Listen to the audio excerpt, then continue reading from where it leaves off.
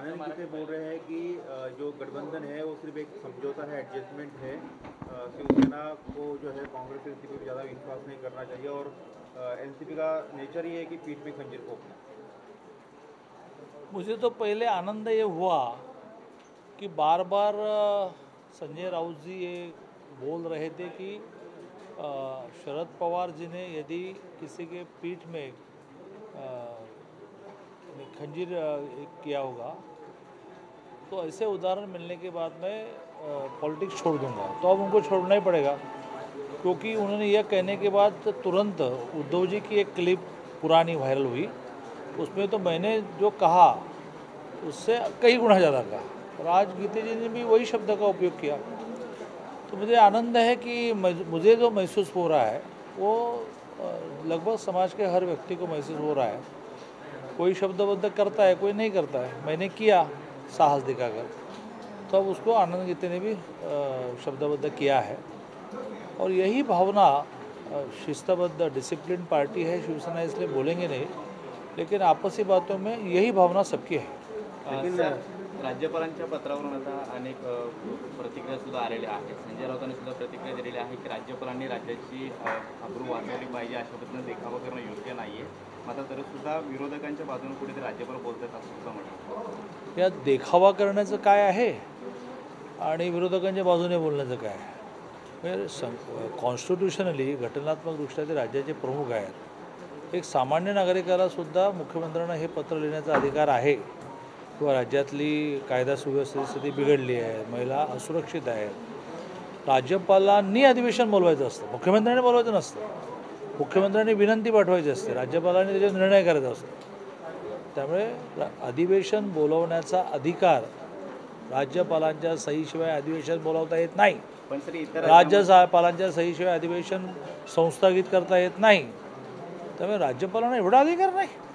किंवा राज्यातली महिला अत्याचार ही स्थिती पाहता जी मुंबईमध्ये घटना घडली ती काय भूषणाव आहे का? सगळं महाराष्ट्रामध्ये लोकशाही लॉक करून टाकलेली आहे. संपूर्ण 2 वर्षाच्या कालावधीमध्ये 2 दिवसापेक्षा जास्त वेळ अधिवेशन होत नाही आहे, प्रश्नांवर चर्चा नाही आहे, प्रश्न विचारता येत नाही आहेत, प्रश्न व्यापकात होत आहेत, लोकशाहीचं खून करणं चाललेलं, अघोषित आणीबाणी झालेली आहे. दादा, आज झटका दिया है महाविकास आघाड़ी को. आज आम्हाला इतर राज्याचं सांगू नका, आम्ही महाराष्ट्रात राहतो. महाराष्ट्र चुनाव आयोग ने कहा है कि जो निलंबित विधायक है बीजेपी के, उनको भी वोटिंग का राइट है. अरे वो तो कानून है भाई.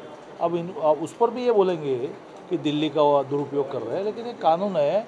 और इसके पहले भी कई बार ऐसा हुआ है कि निलंबित सदस्यों को वोटिंग का राइट है और उनको वोटिंग का राइट के लिए समझो सभागृह में आने की परमिशन नहीं है, कैंपस में आने की परमिशन नहीं, तो उनके लिए कैंपस के बाहर पोलिंग सेंटर करना ये अभी पहले बार नहीं हुआ, बहुत बार हुआ. कांग्रेस नेता अपील कर रहे हैं कि बीजेपी जो है निर्विरोध करे. क्या इस बार भी भले ही ओपन वोटिंग हो, लेकिन डर सता रहा है चुनाव अगर होता है तो फिर कहीं गड़बड़ फिर से ना हो जाए? ओपन वोटिंग में उनको डर सता रहा है कि कोई पूरी पार्टी बीजेपी के साथ में न जाए, क्योंकि जब प्रतोद को वोट दिखाकर डालना पड़ता है तो इसकी कोई संभावना नहीं क्रॉस वोटिंग की. लेकिन पूरी पार्टी आ सकती है कि हम बीजेपी के कैंडिडेट को समर्थन करेंगे. आप आखिर तक रहेंगे चुनाव में, मतलब कि विड्रॉ की कोई संभावना?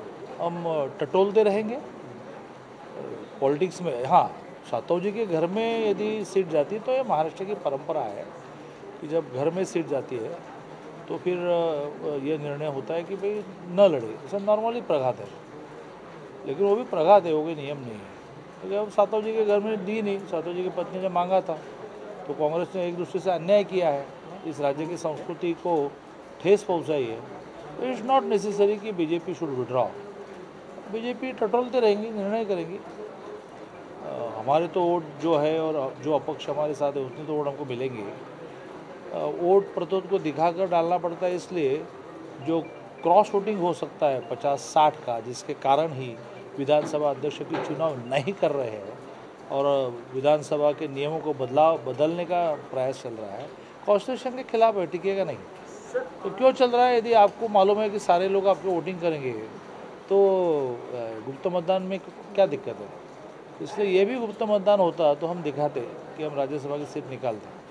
अभी ये दिखाकर करना है वोटिंग, तो क्या फॉर्म को रखना है, विड्रॉ करना है, वो हमारी पार्टी तय करेगी. दादा सर मराठीमध्ये सर भाजपच्या निलंबित आमदारांना वोटिंगचा अधिकार असल्याचं निवडणूक आयोगानं म्हटलेलं आहे त्यावर आता पुन्हा एकदा आमचे संजय राऊत उद्या एडिटोरियल लिहितील, अग्रलेख लिहितील की दिल्लीचा दबाव वगैरे. तर ही कॉन्स्टिट्यूशनची प्रोव्हिजनच आहे की तुम्हाला एखाद्याचा वोटिंग राईट काढता येत नाही.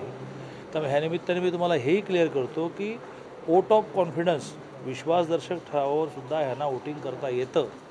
जसं आता त्यांच्या वोटिंगची एक वेगळी व्यवस्था बाहेर केली, त्यावेळेलाही वेगळी व्यवस्था करावी लागेल. हां, त्यामुळे जेव्हा का विश्वासदर्शक ठराव याचा विषय येईल त्यावेळेला BJPच्या 12ला मायनस करू नका. BJPचे 106 इंटॅक्ट आहेत आणि अपक्ष बरोबर आहेत, हे सगळ्यांनी नेहमीच लक्षात ठेवावं. आणि त्यामुळे हा घटनेतला आपला अधिकार आहे मतदानाचा, तो काढता येत नाही. आणि याच्या आधीसुद्धा अनेक वेळेला गेटवर, जर तुम्हाला आतमध्ये यायला प्रवेश नसेल तर गेटवर मतदान झालेली आहेत. दादा किरीट सोमैया के खिलाफ जो है वो 100 करोड़ का मामला दाखिल किया है मानहानि का. उन्होंने आज भी ईडी को सबूत दिए है हसन मुश्रीफ के खिलाफ. तो क्या दबाव का ये हो रहा है? आपको क्या लगता है कि नहीं, किरीट जी तो किसी को घबरते नहीं. भारतीय जनता पार्टी उनके साथ है.